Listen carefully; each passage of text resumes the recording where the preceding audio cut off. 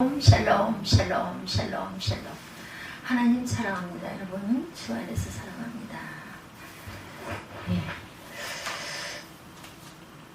오늘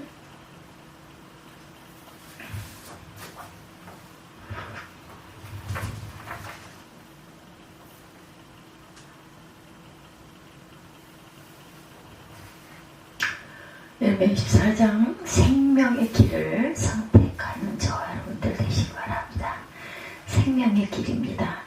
24장 1절에서 10절 말씀이죠. 인류 역사 이래로 인생의 고민 중 가장 큰 고민, 삶이란 무엇이고 죽음이란 무엇인가, 가장 큰 고민이기도 하죠. 그리고 죽지 않고 살 수 있는 생명의 길은 과연 어디에 있는가.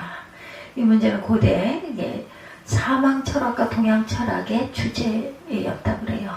고대 철학, 서양 철학과 동양 철학의 주제였다. 이 문제가 오늘에 와서 과학과 의학에 초점이 됩니다. 그러나 인간은 아무도 이 문제의 해답을 찾지 못했고, 결국은 죽죠. 못 찾고 갑니다. 그런데 하나님의 말씀은 인생의 삶과 죽음이 무엇이며 생명이 어디로부터 와서 죽음이 무엇이고 죽음의 원인이 무엇이고 문제의 해결하는 길이 우리에게 분명히 있음을 보여주고 있죠. 생명의 길을 우리에게 보여주셔요. 그럼에도 불구하고 사람들은 성경의 해답을 믿지 않고 다른 곳에서 생명의 길을 찾고 있습니다. 모든 인류는 사망의 음침한 골짜기를 헤매고 있어요. 그리고 많은 사람들은 영원히 살기를 원하면서도 생명의 길에 대해서는 무관심하게 살아갑니다. 하나님의 백성인 이스라엘 백성까지 생명의 주님을 배반하고 멸망을 향하여 달려가고 있는 그들에게 사망의 길과 생명의 길을 또한 보여주시죠. 즉 하나님은 예레미야 선지자를 보내셔서 이스라엘 나라와 조국의 멸망과 그들 자신들이 파멸이 눈앞에 이르렀다고 선포하게 하세요. 그러면서 그들에게 회개를 촉구했지만 그들은 회개하지 않고 그 기회도 상실했기 때문에 이스라엘의 멸망은 돌이킬 수가 없이 선포가 되죠. 하나님의 멸망을 선포하는 것으로만 끝나지 않고 나라와 조국이 멸망한 후에 그들에게 구원의 길, 생명의 길을 또한 선포하십니다. 오늘 예레미야 24장 말씀 자체가 하나님께서 허락하신 생명의 길을 선택하는 자들은 좋은 무화과 열매, 사망의 길을 선택하는 자는 악한 무화과다, 이렇게 말씀합니다. 하나님은 환상을 통해서 예레미야에게 보여주신 무화과는 이스라엘 백성들인데 바벨론의 포로로 잡혀온 백성들은 좋은 무화과이고 시리아 방백과 유다에 남은 백성들은 악한 무화과다, 이렇게 말씀하세요.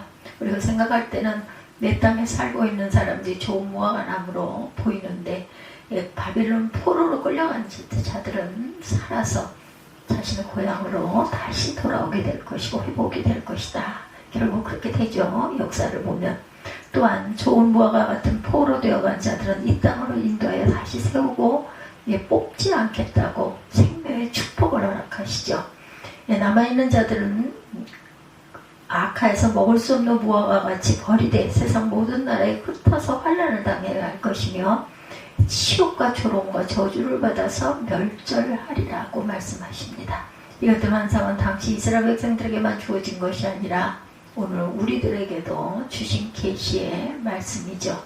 하나님은 우리 앞에 생명과 사망의 길을 주셨는데 우리가 그 길을 선택하라고 하시고 있어요. 오늘 신명기 30장 19절에서 20절에 내가 오늘날 천지를 불러 너희에게 증거를 삼노니 내가 생명과 사망과 복과 저주를 내 앞에 두었으니 살기 위해서 생명을 택하고 야훼를 사랑하고 그들에게 복종하라. 그는 내 생명이시오 내 장수시니, 이렇게 말씀하고 있습니다. 오늘 예레미야를 통하여 우리에게 주신 말씀 또한 생명과 사망의 길을 선택하라는 말씀이죠. 하나님께서는 이스라엘 백성들에게 오늘 우리에게 생명의 길과 사망의 길을 두시고 우리에게 생명의 길을 선택하기를 원하신다. 그래서 우리 이 시간 생명의 길을 선택합시다, 이런 제목으로 생명의 길을 선택하는 것이 어떤 것인가를 살펴보는 은혜를 나누고자 합니다. 생명의 길은 순종의 길입니다.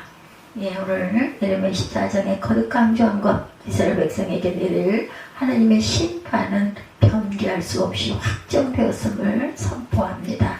그러면서 하나님께서 이스라엘 백성들에게 선택한 길을 분명하게 제시하세요. 애굽이나 이방을 의지하지 말고, 에스겔 29장 6절, 시편 36편 6절입니다. 바벨론에 항복하라고 말하죠. 예레미야 21장 8, 9절에도 보라, 내가 너희 앞에 생명의 길과 사망의 길을 두었느니 이성에 저주하는 자는 칼과 기근과, 이성에 거주하는 자는 칼과 기근과 연병에 죽으려니와 갈대인에게 나아가 항복하는 자는 살리니 그 생명은 노력할 것 같이 얻으리라. 이렇게 말씀합니다. 하나님의 말씀에 순종하는 자는 살고 불순종하는 자는 죽을 것이다. 하나님을 떠나 살려고 하는 자는 죽고 하나님의 말씀에 순종하여 치욕과 고난의 길을 선택한 자는 살리라. 5, 6절에 좋은 무화과 나무는 순종하는 백성에게 주는 생명의 축복임을 말하고, 8절에서 10절에 악한 무화과는 불순종하는 백성에게 내려지는 파멸과 죽음을 선포한 거죠. 범죄한 이스라엘 백성들이 바벨론에 항복하는 것은 애국이 아니라 자신들의 죄를 깨달은 그들에게 내리는 하나님의 형벌을 달게 받겠다라는 자세입니다. 순종하는 자들, 고난 속에 자신들의 죄를 회개하며 하나님의 긍휼을 기다리는 자세입니다. 자신의 삶과 죽음의 문제를 하나님께 전적으로 맡기겠다라는 자세이죠. 하나님은 그러한 자들에게 생명을 주시겠다고 약속을 하세요. 그러나 불순종하는 자들의 생각에는 포로로 끌려가지 않고 조국에 남아있으면서 애국을 의지하는 것이 훨씬 좋게 보였죠. 그러나 그 길은 죽음의 길이고 멸망의 길이라고 말씀하죠. 사무엘상 15장 이하에도 아말렉을 진멸하라는 하나님의 명령에 불순종한 자들에게 하나님이 버리시겠다고 선고를 내렸고, 하나님의 신이 그에게서 떠났지만 그는 자신의 수단과 방법으로 왕위를 지키려고 백방의 노력을 다하여도 자신의 왕이 될 다윗을 죽이려고 강권하다가 최후의 블레셋과의 전투에서 두 아들과 함께 결국은 죽고 맙니다. 사울왕이죠. 다윗은 바세바와 간통의 죄, 우리아를 죽이는 살인죄를 범했을 때 나단 선지자의 책망을 받고 죄를 회개했지만 그에게 내려진 것은 그 가정의 재화가 떠나지 아니하리라. 이렇게 말씀합니다. 그 후에 다윗은 가정에 일어나는 재화를 피하려 하지 않고 자신의 죄를 회개하면서 그대로 받아들이므로 그의 죄는 사함받고 하나님께 크게 다시 쓰임을 받죠.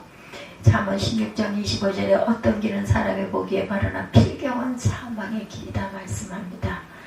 이제부터라도 나는 육신의 욕망 때문에 불순종의 길을 택하지 말고 고난의 길이고 가시밭길이고 치욕의 길이라도 순종의 길을 선택함으로 하나님께서 주시는 생명을 누리시기 바랍니다. 생명의 길은 또한 소망입니다. 본문의 말씀에 선포된 것은 이스라엘 백성이 이미 2번이나 바벨론 침략을 받아서 많은 백성들이 죽임을 당하고 포로로 잡혀가죠. 지금 남아있는 자들은 포로로 잡혀가는 그들의 비참한 현장을 목격하는 자들이다. 많은 백성이 죽임을 당하고 많은 백성이 포로로 잡혀갔어요. 하나님께서 이러한 상황을 목격한 이스라엘 백성들에게 바벨론에 항복하라 말씀하죠. 근데 이런 하나님의 말씀에 순종하는 자들이 있었어요. 왜 그랬어요? 이들은 하나님의 약속의 말씀을 소망하였기 때문이다. 이들은 이사야와 예레미야 선지자를 통해 70년이 되면 포로에서 돌아오게 하리라는 약속의 말씀을 소망으로 바라봅니다. 또한 오늘 본문 6, 7절에 회복에 대한 약속을 소망한 자들이다. 에스라, 느헤미야, 에스더, 다니엘 등에 보면 바벨론의 포로로 되어간 자들이 된 것을 체념하고 살지 않았어요. 말로 표현할 수 없는 고통 가운데서도 하나님의 약속의 말씀을 소망하며 끝까지 참고 인내합니다. 다니엘과 느헤미야의 기도, 모르드게가 지킨 신앙의 설계들이 바로 그들이 소망 중에 살았기 때문이라는 것을 보여주죠. 바울 사도는 로마서 8장 24, 5절에 우리가 소망으로 구원을 얻었음에 보이는 소망이 아니니 보는 것을 누가 바라리요. 만일 우리가 보지 못하는 것을 바라면 참으로 기다릴지니라 말씀합니다. 욥은 견딜 수 없는 질병과 그로 인해 그에게 닥쳐올 고난을 주님을 향한 소망 때문에 견딜 수 있었죠.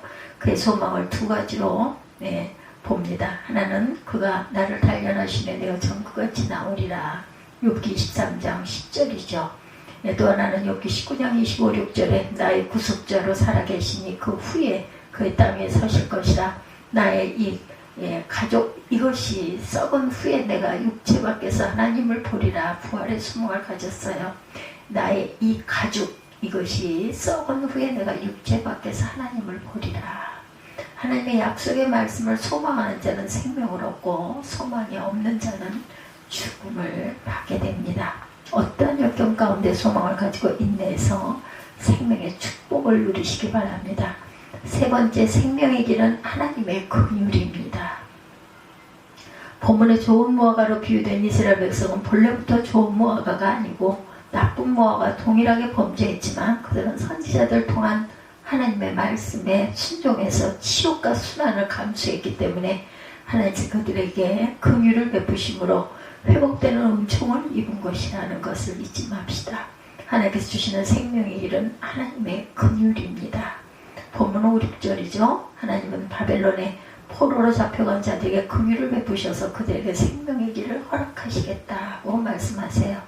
즉 내가 이곳에서 옮겨 갈대아 땅에 이르게 한 유다 포로를 이 좋은 무화과 같이 보아 좋게 할 것이라. 내가 그들을 돌아보아 좋게 하며 다시 이 땅으로 인도하여 세우고 헐지 아니하며 씹고 뽑지 아니하리라. 하나님께서 그들에게 긍휼을 베푸실 것을 약속하신 것은 그들이 비록 범죄했을지라도 하나님의 징계 채찍을 달게 받았기 때문이다. 포로로 잡혀간 자들은 자기들의 고집을 버리고 하나님의 처분에 따르겠다는 거죠. 그들은 하나님의 긍휼 밖에 살 길이 없다는 것을 깨달은 자들입니다. 시리아 왕이나 가나안 땅에 남아있는 자들은 바벨론에 항복하라는 하나님의 말씀을 거부하고 자신들의 살 길을 스스로 선택하던 자들이에요. 그러므로 남은 자들은 이미 하나님의 긍휼에서 제외된 자들이었고 포로로 잡혀간 자들은 이미 하나님의 긍휼하심을 입은 자들이다. 로마서 9장에 보면 하나님이 베푸시는 구원이 하나님의 긍휼에 있음을 강조합니다. 9장 15, 6절에 내가 긍휼히 여길 자를 긍휼히 여기고 불쌍히 여길 자를 불쌍히 여기리라 하셨으니 그런즉 원하는 자로 말미암음도 아니요 다른 박지를 하는 자로 말미암음도 아니요 오직 긍휼히 여기시는 하나님으로 말미암음이라 말씀합니다. 하나님이 하신 거죠. 18절에서 하나님께서 하고자 하시는 자를 긍휼히 여기시고 하고자 하는 자를 강팍해 하시느니라고 말씀하세요.